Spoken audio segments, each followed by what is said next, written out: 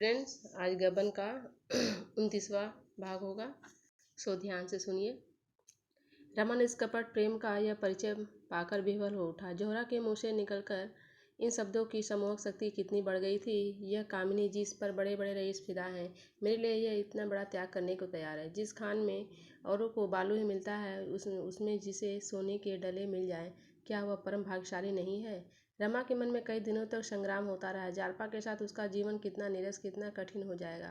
वह पग पग पर अपना धर्म और सत्य लेकर खड़ी हो जाएगी और उसका जीवन एक दीर्घ तपस्या, एक अस्थायी साधना बनकर रह जाएगा। सात्विक जीवन कभी उसका आदर्श नहीं रहा। साधारण मनुष्यों की भांति वह भी भोग विलास करना चाहता था। जालपा की ओर से हटकर उसका विलासक्त मन प्रबल वेग से जोहरा की ओर खींचा। उसको व्रत धारणी वेश्याओं के उदाहरण याद आने लगे। उसके साथ ही चंचल वृत्ति की गृहिणियों की मिसालें भी आ पहुंची। उसने निश्चय किया, वह सब ढकोसला है, न कोई जन्म से निर्दोष है, न कोई दोषी। यह सब परिस्थिति पर निर्भर है। जोहरा रोज आती और बंधन में एक गांठ और देकर जाती। ऐसी स्थिति में संयमी युवक का आसन भी डोल जाता। रमा तो विलासी था। अब तक वह केवल इसलिए इधर उधर न भटक सका था क्योंकि ज्यों ही उसके पंख निकले, जलिये ने उसे अपने पिंजरे में बंद कर दिया। कुछ दिन पिंजरे से बाहर रहकर भी उसे उड़ने का साहस न हुआ। अब उसके सामने एक नवीन दृश्य था। वह छोटा सा कुल्लियों वाला पिंजरा नहीं, बल्कि एक फूलों से लहराता हुआ बाग, जहाँ की कैद में स्वाधीनता का आनंद था। वह इस बाग में क्यों न कीड़ा का आनंद उठाए। रमा ज्यों ज्यों जोहरा के प्रेम पास में फंसता जाता था, पुलिस के अधिकारी वर्ग उसकी ओर से निशंक होते जाते थे। उसके ऊपर जो कैद लगाई गई थी वह धीरे धीरे ढीली होने लगी। यहाँ तक कि एक दिन डिप्टी साहब शाम को सैर करने चले तो रमा को भी मोटर पर बिठा लिया। जब मोटर देवीदीन की दुकान के सामने से होकर निकली तो रमा ने अपना सिर इस तरह भीतर खींच लिया कि किसी की नज़र न पड़ जाए। उसके मन में बड़ी उत्सुकता हुई कि जालपा है या चली गई, लेकिन वह अपना सिर बाहर न निकाल सका। मन में भी वह भी यही समझता था कि मैंने जो रास्ता पकड़ा है वह कोई बहुत अच्छा रास्ता नहीं है, लेकिन यह जानते हुए भी उसे छोड़ना न चाहता था। देवदीन को देखकर उसका मस्तक आप ही आप लज्जा से झुक जाता। वह किसी दलील से अपना पक्ष सिद्ध न कर सकता। उसने सोचा, मेरे लिए सबसे उत्तम मार्ग यही है कि इनसे मिलना जुलना छोड़ दूं। उस शहर में 3 प्राणियों को छोड़कर किसी चौथे आदमी से उसका परिचय न था जिसकी आलोचना या तिरस्कार का उसे भय होता। मोटर इधर उधर घूमती हुई हावड़ा ब्रिज की तरफ चली जा रही थी कि सहसा रमा ने एक स्त्री को सिर पर गंगा जल का कलसा रखे घाटों के ऊपर आते देखा। उसके कपड़े बहुत मैले हो रहे थे और कृशांगी ऐसी थी कि कलसे से बोझ से उसकी गर्दन दबी जाती थी। उसकी चाल कुछ कुछ जालपा से मिलती हुई जान पड़ी। सोचा, जालपा यहाँ क्या करने आवेगी, मगर एक ही पल में कार और आगे बढ़ गई और रमा को उस स्त्री का मुंह दिखाई दिया। उसकी छाती धक से हो गई। यह जालपा ही थी। उसने खिड़की के बगल में सिर छिपाकर गौर से देखा। बेशक जालपा थी, पर कितनी दुर्बल, मानो कोई वृद्धा अनाथ हो। न वह कांति थी, न वह लावण्य, न वह चंचलता, न वह गर्व। रमा हृदयहीन न था। उसकी आंखें सजल हो गई। जालपा इस दशा में और मरे जीते जी अवश्य देवी ने उसे निकाल दिया होगा और यह टहलनी बनकर अपना निर्वाह कर रही होगी। नहीं, देवी ने इतना बेमुरौत नहीं है। जालपा ने कुछ खुद उसके आश्रम में रहना स्वीकार न किया होगा। माननी तो है ही, कैसे मालूम हो क्या बात है। मोटर दूर निकल आई थी। रमा की सारी चंचलता, सारी भोग लिप्सा गायब हो गई थी। मलिन वसना दुखिनी जालपा की वह मूर्ति आंखों के सामने खड़ी थी। किससे कहे, क्या कहे, यहाँ कौन अपना है। जालपा का नाम जबान पर आ जाए तो वह सब के सब चौंक पड़े और फिर घर से निकलना बंद कर दे। ओह, जालपा के मुख पर शोक की कितनी गहरी छाया थी, आंखों में कितनी आहें सिर पीटती हुई मालूम होती थी, मानो उन पर हंसी कभी आई ही न हो, मानो वह कली बिना खिले ही मुरझा गई। कुछ देर के बाद जोहरा आई, इठलाती मुस्कुराती लचकती, पर रमा आज उससे भी फटा रहा। जोहरा ने पूछा, आज किसी की याद आ रही है क्या। यह कहते उसने अपनी गोल नर्म मक्खन सी बाँ उसकी गर्दन में डालकर उसे अपनी ओर खींचा। रमा ने अपनी तरफ जरा भी जोर न दिया। उसके हृदय पर अपना मस्तक रख दिया, मानो अब यही उसका आश्रय है। जोहरा ने कोमलता से डूबे हुए स्वर में पूछा, सच बताओ, आज इतने उदास क्यों हो। क्या मुझसे किसी बात पर नाराज हो। रमा ने आवेश में कांपते हुए स्वर में कहा, नहीं जोहरा, तुमने मुझे अभागे पर जितनी दया की है उसके लिए मैं हमेशा तुम्हारा एहसानमंद रहूंगा। तुमने उस वक्त मुझे संभाला जब मेरे जीवन की टूटी हुई किस्ती गोते खा रही थी। वे दिन मेरी ज़िंदगी के सबसे मुबारक दिन है और उनकी स्मृति को मैं अपने दिल में बराबर पूजता रहूँगा। मगर अभागों को मुसीबत बार बार अपनी तरफ खींचती है। प्रेम का बंधन भी उन्हें उस तरफ खींच जाने से नहीं रोक सकता। मैंने जालपा को जिस सूरत में देखा वह मेरे दिल को भालों की तरह छेद रहा है। वह आज फटे मैले कपड़े पहने सिर पर गंगा जल का कलशा लिए जली जा रही थी। उसे इस हालत में देखकर मेरा दिल टुकड़े टुकड़े हो गया। मुझे अपनी ज़िंदगी में कभी इतना रंज न हुआ था। जोहरा कुछ नहीं कर सकता। उस पर क्या बीत रही है? जोहरा ने पूछा। हुआ तो मुझे बूढ़े मालदार खटीक के घर पर थी। रमा हाँ थी तो, पर नहीं कर सकता क्यों वहाँ से चली गई। इंस्पेक्टर साहब मेरे साथ थे। उनके सामने मैं उनसे कुछ पूछ ना सका। मैं जानता हूँ वह मुझे देखकर मुंह फेर लेती है और शायद मुझे जलील समझती है, मगर कम से कम मुझे इतना तो मालूम हो जाता कि वह इस वक्त इस दशा में क्यों है। जोहरा तुम मुझे चाहे दिल में जो कुछ भी समझ रही हो, लेकिन मैं इस ख्याल में मग्न हूँ कि तुम्हें मुझसे प्रेम है और प्रेम करने वालों से कम हमदर्दी की आशा करते हैं। यहाँ एक भी ऐसा आदमी नहीं है जिससे मैं अपने दिल का कुछ हाल कर सकूं। तुम भी मुझे रास्ते पर लाने के लिए ही भेजी गई थी, मगर तुम्हें मुझ पर दया आ गई। शायद तुमने गिरे हुए आदमी पर ठोकर मारना मुनासिब न समझा। अगर आज हम और तुम किसी वजह से रूठ जाएं तो क्या कल तुम मुझे मुसीबत में देखकर मेरे साथ जरा भी हमदर्दी न करोगी? क्या मुझे भूखों मरते देखकर मेरे साथ उससे कुछ भी ज़्यादा सलूक न करोगी जो आदमी कुत्ते के साथ करता है? मुझे तो ऐसी आशा नहीं है। जहाँ एक बार प्रेम ने वास किया हो वहाँ उदासीनता और चिराग चाहे पैदा हो जाए, हिंसा का भाव पैदा नहीं हो सकता। क्या तुम मेरे साथ जरा भी हमदर्दी न करोगी जोहरा? तुम अगर चाहो तो जालपा का पूरा पता लगा सकती हो। वह कहाँ है, क्या करती है, मेरी तरफ से उसके दिल में क्या ख्याल है, घर क्यों नहीं जाती, यहाँ कब तक रहना चाहती है? अगर तुम किसी तरह जालपा को प्रयाग जाने पर राजी कर सको तो जोहरा तो मैं उम्र भर तुम्हारी गुलामी करूँगा। इस हालत में मैं उसे देख नहीं सकता। शायद आज ही रात को मैं यहाँ से भाग जाऊँ। मुझ पर क्या गुजरेगी इसका मुझे जरा भी भय नहीं है। मैं बहादुर नहीं हूँ, बहुत ही कमज़ोर आदमी हूँ। हमेशा खतरे के सामने ही मेरा हौसला पस्त जाता है, लेकिन मेरी बेगैरती भी यहाँ चोट नहीं सह सकती। जोहरा बेस्या थी। उसको अच्छे बुरे सभी तरह के आदमियों से सबका पड़ चुका था। उसकी आंखों में आदमियों की परख थी।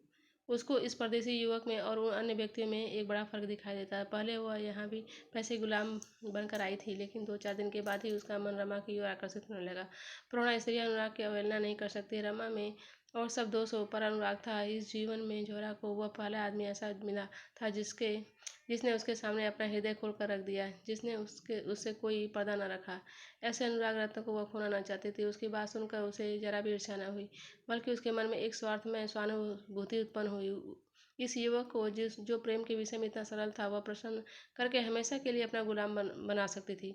उसे जालपा से कोई शंका न थी। जालपा कितनी रूपवती क्यों न हो, जो जोहरा अपने कला कौशल से, अपने हाव भाव से उसका रंग फीका कर सकती थी। इसके पहले उसने कई महान सुंदरी खतरानियों को रुलाकर छोड़ दिया था। फिर जालपा किस गिनती में थी?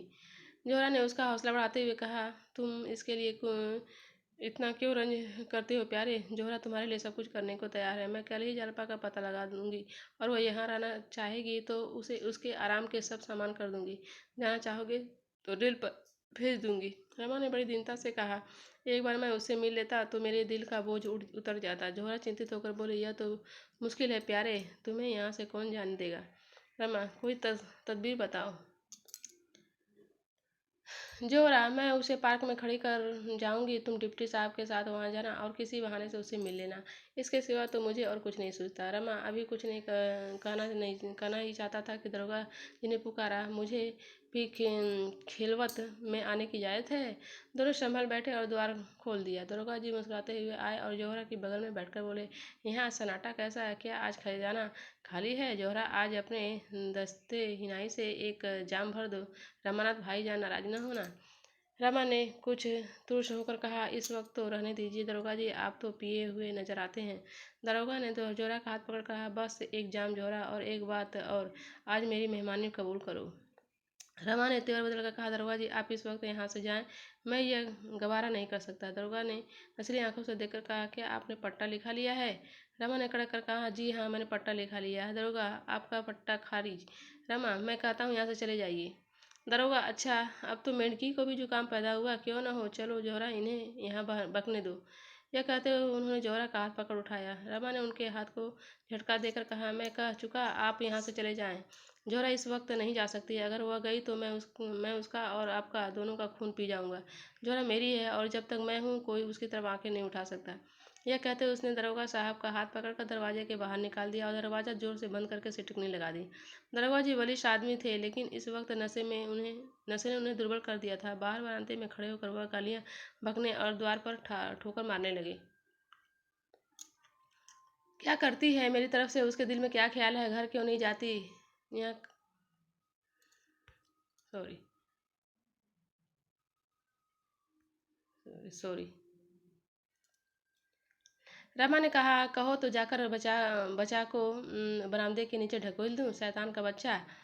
जोहरा, बकने दो, आप ही चला जाएगा। रमा चला गया। जोहरा ने मग्न होकर कहा, तुमने बहुत अच्छा किया सुअर को निकाल बाहर किया। मुझे ले जाकर दिख करता, क्या तुम सचमुच उसे मारते?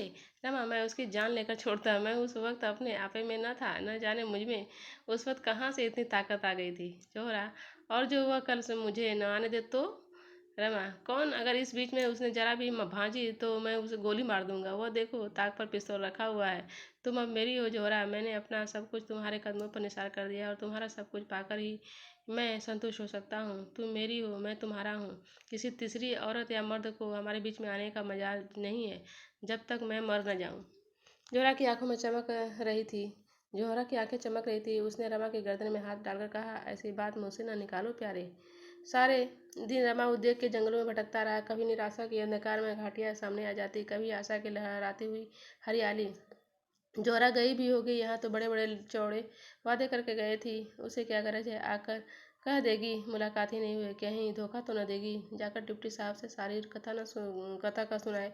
बेचारी जालपा पर बैठे बिठाए आफत आ जाए। क्या जोहरा इतनी नीच प्रकृति की हो सकती है? कभी नहीं। अगर जोहरा इतनी बेवफा, इतनी दगाबाज है तो यह दुनिया रहने के लायक ही नहीं है। जितनी जल्द आदमी मुंह में काली पोल लगाकर डूब मरे उतना ही अच्छा। नहीं जोहरा, तुम मुझसे दगा न करेगी। उसे उसे वह दिन याद आए जब उसके दफ्तर में आते ही जालपा लपक कर उसकी जेब टटोलती थी और रुपए निकाल लेती थी। वही जालपा आज इतनी सत्यवादिनी हो गई। तब वह प्यार करने की वस्तु थी, अब वह उपासना की वस्तु है। जालपा, मैं तुम्हारे योग्य नहीं हूँ। जिस ऊंचाई पर तुम मुझे ले जाना चाहती हो, वहां तक पहुंचने की मुझ में शक्ति नहीं है। वहां पहुंचकर शायद चक्कर खाकर गिर पड़ूं। मैं अब भी तुम्हारे चरणों पर सिर झुकाता हूँ। मैं जानता हूँ तुम मुझे अपने हृदय से निकाल दिया है तुमने। तुम मुझ में तुम मुझसे विरक्त हो गई हो। तुम्हें अब मेरे डूबने का दुख है, न तैरने की खुशी। पर शायद अब भी मेरे मरने या किसी घोर संकट में फंस जाने की खबर पाकर तुम्हारी आंखों से आंसू निकल आएंगे। शायद तुम मेरी लाश देखने आओगी। हाँ, प्राण ही क्यों न जाते कि तुम्हारी निगाह में इतना नीच तो न रहूं। रमा को अब अपनी उस गलती पर घोर पश्चाताप हो रहा था जो उसने जलपा की बात न मानकर की थी। अगर उसने उसके आदेशानुसार जज के इस लाश में अपना बयान बदल दिया होता, धमकियों में न आता, हिम्मत मजबूत रखता, तो उसकी यह दशा क्यों होती? उसे विश्वास था जलपा के साथ वह सारी कठिनाइयां झेल ले जाता। उसके श्रद्धा और प्रेम का कवच पहनकर वह अजय हो जाता। अगर उसे फांसी भी हो जाती तो वह हंसते खेलते उस पर चढ़ जाता। मगर पहले उससे चाहे जो भूल हुई उस वक्त तो वह भूल से नहीं, जालपा की खातिर ही यह कष्ट भोग रहा था। कैद जब भोगना ही है तो उसे रो रो कर भोगने से तो यही कहीं अच्छा है कि हंस हंस कर भोगा जाए। आखिर पुलिस अधिकारियों के दिल में अपना विश्वास जमाने के लिए वह और क्या करता। यह दुष्ट जालपा को सताते, उसका अपमान करते, उस पर झूठे मुकदमे चलाकर उसे सजा दिलाते। वह दशा तो और भी असहाय होती। वह दुर्बल था, सब अपमान सह सकता था। जालपा तो शायद प्राण ही दे देती। उसे आज ज्ञात हुआ कि वह जालपा को नहीं छोड़ सकता और जोहरा को त्याग देना भी उसके लिए असंभव सा जान पड़ता था। क्या वह दोनों रमणियों को प्रसन्न रख सकता था? क्या इस दशा में जालपा उसके साथ रहना स्वीकार करेगी? कभी नहीं। वो शायद उसे कभी क्षमा न करेगी। अगर उसे यह मालूम हो जाए कि वह उसी के लिए यह यातना भोग रहा है तो भी वह उसे क्षमा न करेगी। वह कहेगी, मेरे लिए तुमने अपनी आत्मा को क्यों कलंकित किया? मैं अपनी रक्षा आप कर सकती थी। वह दिन भर उसी उधेड़ बुन में पड़ा रहा। आंखें सड़क की ओर लगी हुई थी। नहाने का समय टल गया, भोजन का समय टल गया, किसी बात की परवाह न थी। अखबार से दिल बहलाना चाहा, उपन्यास लेकर बैठा मगर किसी काम में भी चित न लगा। आज दरोगा जी भी न आए। या तो रात की घटना से रुष्ट या लज्जित से या कहीं बाहर चले गए। रमा ने किसी से इस विषय में कुछ पूछा भी नहीं। सभी दुर्बल मनुष्यों की भांति रमा भी अपने पतन से लज्जित था और जब वह एकांत में बैठता तो उसे अपनी दशा पर दुख होता। क्यों उसकी विलास वृत्ति इतनी प्रबल है? वह इतना विवेक शून्य न था कि अधोगति में भी प्रसन्न रहता। लेकिन जो ही और लोग आ जाते, शराब की बोतल आ जाती, जोहरा सामने आकर बैठ जाती, उसका सारा विवेक और धर्म ज्ञान भ्रष्ट हो जाता। रात के 10 बज गए पर जोहरा की का कहीं पता नहीं। फाटक बंद हो गया। रमा को अब उसके आने की आशा न रही, लेकिन फिर भी उसके कान लगे हुए थे। क्या बात हुई? क्या जालपा उसे मिली ही नहीं, या वह गई नहीं? उसने इरादा किया, अगर कल जोहरा न आई तो उसके घर किसी को भेजूंगा। उसे दो एक झपकियाँ और आई और सवेरा हो गया। फिर वही विकलता शुरू हुई। किसी को उसके घर भेज कर बुलवाना चाहिए। कम से कम यह तो मालूम हो जाए कि वह घर पर है या नहीं। दरोगा के पास जाकर बोला, रात तो आप आपे में न थे? दरोगा ने ईर्ष्या को छिपाते हुए कहा, यह बात न थी, मैं महज आपको छेड़ रहा था। रमा, जोहरा रात आई नहीं, जरा किसी को भेज कर तो पता लगवाइए, बात क्या है, कहीं नाराज तो नहीं हो गई? दरोगा ने बेदिली से कहा, उसे गरज होगा खुद आएगी, किसी को भेजने की जरूरत नहीं है। रमा ने फिर आग्रह न किया। समझ गया यह हजरत रात बिगड़ गए, चुपके से चला आया। अब किससे कहे? सबसे यह बात करना लज्जास्पद मालूम होता था। लोग समझेंगे यह महाशय एक ही रसिया निकले। दरगाह से तो थोड़ी सी घनिष्ठता हो गई थी। एक हफ्ता तो उसे जोहरा के दर्शन न हुए। अब उसने उसके आने की कोई आशा न थी। रमा ने सोचा, आखिर बेवफा निकली। उसे कुछ आशा करना मेरी भूल थी। यह मुमकिन है पुलिस अधिकारियों ने उसके आने की मनाही कर दी हो। कम से कम मुझे एक तो पत्र तो लिख सकती थी। मुझे कितना धोखा हुआ। अपने व्यर्थ उससे अपने दिल की बात कही। कहीं इन लोगों से कह दे तो उल्टी आते गले पड़ जाए। मगर जोहरा बेवफाई नहीं कर सकती। रमा की अंतरात्मा इसकी गवाही देती थी। इस बात को किसी तरह स्वीकार न कर सकती थी। शुरू से 5 दिन तो जरूर जोहरा ने उसे लुब्ध करने की चेष्टा की थी। फिर अनायास ही उसके व्यवहार में परिवर्तन होने लगा था। वह क्यों बार बार सजल नेत्र होकर देखती कहती थी, सॉरी सॉरी कहती थी, बाबूजी मुझे भूल न जाना। उसकी वह हसरत मेरी भरी बातें याद आकर कपट की शंका को दिल से निकाल देती। जरूर कोई न कोई नई बात हो गई है। वह अक्सर एकांत में बैठकर जोहरा की याद करके बच्चों की तरह रोता। शराब से उसे घृणा हो गई। दरोगा जी आते, इंस्पेक्टर साहब आते, पर रमा को उनके साथ 10-5 मिनट बैठना भी अखरता। वह चाहता था मुझे कोई न छेड़े, कोई न बोले। रसोइयाँ खाने को बुलाने आता तो उसे घुड़क देता। कहीं घूमने या सैर करने की उसकी इच्छा न होती। यहाँ कोई उसका हमदर्द न था, कोई उसका मित्र न था। एकांत में मन मारे बैठे रहने में ही उसके चित्त को शांति होती थी। उसकी स्मृतियों में भी अब कोई आनंद न था। नहीं, वह स्मृतियाँ भी मानो उसके हृदय से मिट गई थी। एक प्रकार का विराग उसके दिल पर छाया रहता था। 7वां दिन था। 8 बज गए थे। आज एक बहुत अच्छा फिल्म होने वाला था। एक प्रेम कथा थी। दरोगा जी ने आकर रमा से कहा तो वह चलने को तैयार हो गया। कपड़े पहन रहा था कि जोहरा आ पहुंची। रमा ने उसकी तरफ एक बार आंख उठाकर देखा, फिर आईने में अपने बाल संवारने लगा। न कुछ बोला न कुछ कहा। हाँ, जोहरा का वह सादा आभरणहीन स्वरूप देखकर उसे कुछ आश्चर्य हुआ। वह केवल सफ़ेद साड़ी पहने हुए थी। आभूषण का एक तार भी उसकी देह पर न था। ओठ मुरझाए हुए और चेहरे पर क्रीड़ा में चंचलता की जगह तेज में गंभीरता झलक रही थी। वह 1 मिनट खड़ी रही, तब रमा के पास जाकर बोली, क्या मुझसे नाराज हो? बेकसूर बिना कुछ पूछे गच्छे ने? रमा ने फिर कुछ जवाब न दिया। जूते पहनने लगा। जोहरा ने उसका हाथ पकड़कर कहा, क्या यह खबकी इसलिए है कि मैं इतने दिनों आई क्यों नहीं? रमा ने रुखाई से जवाब दिया, अगर तुम अब भी न आती तो मेरा क्या इख्तियार था? तुम्हारी दया थी कि चली आई। यह कहने के साथ उसे ख्याल आया कि मैं इसके साथ अन्याय कर रहा हूँ। लज्जित नेत्रों से उसकी ओर ताकने लगा। जोहरा ने मुस्कुराकर कहा, यह अच्छी दिल लगी है। आपने ही तो एक काम सौंपा और जब वह काम करके लौटी तो आप बिगड़ रहे हैं। क्या तुमने वह काम इतना आसान समझा था कि चुटकी बजाने में पूरा हो जाएगा? तुमने मुझे उस देवी से वरदान लेने भेजा था जो ऊपर से फूल है पर भीतर से पत्थर, जो इतनी नाजुक होकर भी इतनी मजबूत है। रमा ने बेदरी से पूछा, है कहाँ? क्या करती है? जोहरा उसी दिनेश के घर है जिसको फांसी की सजा हो गई है। उसके 2 बच्चे हैं, औरत है और माँ है। दिन भर उन्हीं बच्चों को खिलाती है। बुढ़िया के लिए नदी से पानी लाती है, घर का सारा काम काज करती है, उनके लिए बड़े बड़े आदमियों से चंदा मांग लाती है। दिनेश के घर में न कोई जायदाद थे न रुपए थे। लोग बड़ी तकलीफ में थे। कोई मददगार तक न था जो जाकर उन्हें डांट तो देता। जितने साथी सोबती थे सबके सब मुँह छिपा बैठे। 2-3 फाके तक हो चुके थे। जलपन ने जाकर उनको जिला दिया। रमा की सारी बेदिली काफूर हो गई। जूता जूता छोड़ दिया और कुर्सी पर बैठकर बोले, तुम खड़ी क्यों हो? शुरू से बताओ। तुमने तो बीच में से कहना शुरू किया। एक बात भी मत छोड़ना। तुम पहले उसके पास कैसे पहुंची? पता कैसे लगा? जोहरा, कुछ नहीं, पहले उसी देवी दिन खट्टी के पास गई। उसने दिनेश के घर का पता बता दिया। चटपट जा पहुंची। रमा, तुमने जाकर उसे पुकारा? तुम्हें देखकर कुछ चौंकी नहीं? कुछ झिझकी तो जरूर होगी। जोहरा मुस्कुराकर बोली, मैं इस रूप में न थी। देवी दिन के घर से मैं अपने घर गई और ब्रह्म समाजी लेडी का स्वांग भरा। न जाने मुझ में ऐसी कौन सी बात है जिससे दूसरों को फौरन पता चल जाता कि मैं कौन हूँ या क्या हूँ। और ब्रह्मों लेडियों को देखती हूँ, कोई उनकी तरफ आंखें तक नहीं उठाता। मेरा पहनावा ओढ़ावा वही है। मैं भड़कीले कपड़े या फजूल के गहने बिल्कुल नहीं पहनती। फिर भी सब मेरी तरफ आंखें फाड़ फाड़ कर देखते हैं। मेरी असलियत नहीं छिपती। यही खौफ मुझे था कि कहीं जालपा भाप न जाए, लेकिन मैंने दांत खूब साफ कर लिए थे। पान का निशान तक न था। मालूम होता था किसी कॉलेज की लेडी टीचर होगी। इस शक्ल में मैं वहाँ पहुंची। यहाँ ऐसे सूरत बना ली कि वह क्या कोई भी न भाप सकता था। पर्दा ढका ढका रह गया। मैंने दिनेश की माँ से कहा, मैं यहाँ यूनिवर्सिटी में पढ़ती हूँ। अपना घर मुंगेर बतलाया। बच्चों के लिए मिठाई ले गई। हमदर्द का पाठ खोलने गई थी और मेरा ख्याल है कि मैंने खूब खेला।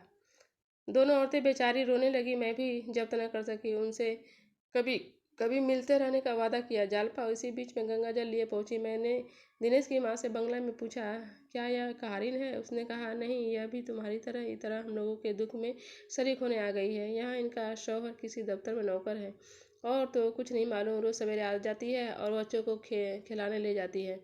मैं अपने हाथ से गंगा जल लाया करती थी। मुझे रोक दिया और खुद लाती है। हमें तो इन्होंने जीवन दान दिया। कोई आगे पीछे न था। बच्चे दाने दाने को तरसते थे। जब जब से यहाँ आ गई है, हमें कोई कष्ट नहीं है। न जाने किस शुभ कर्म का यह वरदान हमें मिला है। उस घर के सामने ही एक छोटा सा पार्क है। मोहल्ले भर के बच्चे वहीं खेला करते हैं। शाम हो गई थी। जालपा देवी ने दोनों बच्चों को साथ लिया और पार्क की तरफ चली। मैं जो मिठाई ले गई थी, उसमें बूढ़ी ने एक एक मिठाई बच्चों को दी थी। दोनों कूद कूद कर नाचने लगे। बच्चों की इस खुशी पर मुझे रोना आ गया। दोनों मिठाइयाँ खाते हुए जालपा के साथ हो लिए। जब पार्क में दोनों बच्चे खेलने लगे, तब जालपा से मेरी बातें होने लगी। रमा ने कुर्सी और करीब खींच ली और आगे को झुक गया। बोला, तुमने किस तरह बातचीत शुरू की? जोरा, कह तो रही हूँ। मैंने पूछा, जालपा देवी, तुम कहाँ रहती हो? घर की दोनों औरतें से तुम्हारी बड़ाई सुनकर तुम्हारे ऊपर आशिक हो गई हूँ। रमा, यही लफ्ज कहा था तुमने? जोहरा, हाँ, जरा मजाक करने की सूझी। मेरी तरफ तज्जुब से देखकर बोली, तुम तो बंगाली नहीं मालूम होती। तो इतनी साफ हिंदी कोई बंगाली नहीं बोलती। मैंने कहा, मैं मुंगेर की रहने वाली हूँ और वहाँ मुसलमानी औरतों के साथ बहुत मिलती जुलती रही हूँ। आपसे कभी कभी मिलने की काजी चाहता है। आप कहाँ रहती हैं? कभी कभी 2 घड़ी के लिए चली आऊँगी। आपके साथ घड़ी भर बैठकर भी मैं भी आदमियत सीख जाऊँगी। जालपा ने शर्मा कर कहा, तुम तो मुझे बनाने लगी। कहाँ तुम कॉलेज की पढ़ने वाली, कहाँ मैं अनपढ़ गंवार औरत। तुमसे मिलकर मैं अलबत्ता आदमी बन जाऊंगी। जब जी चाहे यहीं चली आना। यही मेरा घर है, समझो। मैंने कहा, तुम्हारे स्वामी जी ने तुम्हें इतनी आज़ादी दे रखी है। बड़े अच्छे ख्यालों के आदमी होंगे। किस दफ्तर के नौकर हैं? जालपा ने अपने नाखूनों को देखते हुए कहा, पुलिस में उम्मीदवार है। मैंने ताजुब से पूछा, पुलिस के आदमी होकर वह तुम्हें यहाँ आने की आज़ादी देते हैं? जालपा इस प्रश्न के लिए तैयार न मालूम होती थी। कुछ चौंक कर बोली, वह मुझसे कुछ नहीं कहते। मैंने उनसे यहाँ आने की बात नहीं कही। वह घर बहुत कम आते हैं, वही पुलिस वालों के साथ रहते हैं। उन्होंने एक साथ 3 जवाब दिए। फिर भी उन्हें शक हो रहा था कि इनमें से कोई जवाब इत्मीनान के लायक नहीं है। वह कुछ खिसियानी सी होकर दूसरी तरफ ताकने लगी। मैंने पूछा, तुम अपने स्वामी से कहकर किसी तरह मेरी मुलाकात उस मुखबिर से करा सकती हो जिसने इन कैदियों के खिलाफ गवाही दी है? रमानाथ की आंखें फैल गई और छाती धक धक करने लगी। जोहरा बोली, यह सुनकर जालपा ने मुझे चुभती हुई आंखों से देखकर पूछा, तुम उनसे मिलकर क्या करोगी? मैंने कहा, तुम मुलाकात करा सकती हो या नहीं? मैं उनसे यही पूछना चाहती हूँ कि तुमने इतने आदमियों को फंसाकर क्या पाया। देखूंगी वह क्या जवाब देते हैं। जालपा का चेहरा सख्त पड़ गया। बोली, वह यह कह सकता है मैंने अपने फायदे के लिए किया। सभी आदमी अपना फायदा सोचते हैं। मैंने भी सोचा, जब पुलिस के सैकड़ों आदमियों से कोई यह प्रश्न नहीं करता तो उससे यह प्रश्न क्यों किया जाए? इससे कोई फायदा नहीं। मैंने कहा, अच्छा, मान लो तुम्हारा पति ऐसी मुखबरी करता तो तुम क्या करती? जालपा ने मेरी तरफ सभी हुई आंखों से देखकर कहा, तुम मुझसे यह सवाल क्यों करती हो? तुम खुद अपने दिल में इसका जवाब क्यों नहीं ढूंढती? मैंने कहा, मैं तो उनसे कभी नहीं बोलती, न कभी उनकी सूरत देखती। जालपा ने गंभीर चिंतक के भाव से कहा, शायद मैं भी ऐसा ही समझती या ना समझती। कुछ कुछ कह नहीं सकती। आखिर पुलिस के अफसरों के घर में भी तो औरतें हैं, वे क्यों नहीं अपने आदमियों को कुछ कहती। जिस तरह उनके हृदय अपने मर्दों के से हो गए हैं, संभव है मेरा हृदय भी वैसा हो जाता। इतने में अंधेरा हो गया। जालपा देवी ने कहा, मुझे देर हो रही है, बच्चे साथ हैं, कल हो सके तो फिर मिलेगा। आपकी बातों में बड़ा आनंद आता है। मैं चलने लगी तो उन्होंने चलते चलते मुझसे फिर कहा, जरूर आइएगा, वहीं मैं मिलूंगी, आपका इंतजार करती रहूंगी। लेकिन 10 ही कदम के बाद फिर रुककर बोली, मैंने आपका नाम तो पूछा ही नहीं, अभी तुमसे बातें करने से जी नहीं भरा। देर ना हो रही हो तो आओ, कुछ देर गप सब करें। मैं तो यही चाहती थी। अपना नाम जोहरा बतला दिया। रमा ने पूछा, सच? जोहरा, हाँ, हर्ष क्या था। पहले तो जालपा भी जरा चौकी, पर कोई बात न थी। समझ गई बंगाली मुसलमान होगी। हम दोनों उसके घर गई। उस जरा से कटघरे में न जाने वह कैसे बैठती है। एक तिल भी जगह नहीं, कहीं मटके हैं, कहीं पानी, कहीं खाट, कहीं बिछावन। सील और बदबू से नाक फटी जाती थी। खाना तैयार हो गया था। दिनेश की बहू बर्तन धो रही थी। जालपा ने उसे उठा दिया, जाकर बच्चों को खिलाकर सुला दो, मैं बर्तन धोए देती हूँ। और खुद बर्तन मांजने लगी। उनकी यह खिदमत देखकर मेरे दिल पर इतना असर हुआ कि मैं भी वहीं बैठ गई और मांजे हुए बर्तनों को धोने लगी। जालपा ने मुझे वहां से हट जाने के लिए कहा, पर मैं न हटी, बराबर बर्तन धोती रही। जालपा ने तब पानी का मटका अलग हटाकर कहा, मैं पानी न दूंगी, तुम उठ जाओ, मुझे बड़ी शर्म आती है, तुम्हें मेरी कसम, हट जाओ। यहाँ आना तो तुम्हारी सजा हो गई। तुमने ऐसा काम अपनी जिंदगी में क्यों किया होगा? हम्म, मैंने कहा, तुमने भी तो कभी नहीं किया होगा। जब तुम करती हो तो मेरे लिए क्या हर्ज है? जालपा ने कहा, मेरी और बात है। मैंने पूछा, क्यों? जो बात तुम्हारे लिए है वही मेरे लिए भी है। कोई मारी क्यों नहीं रख लेती हो? तो आज के लिए इतना ही। Thank you.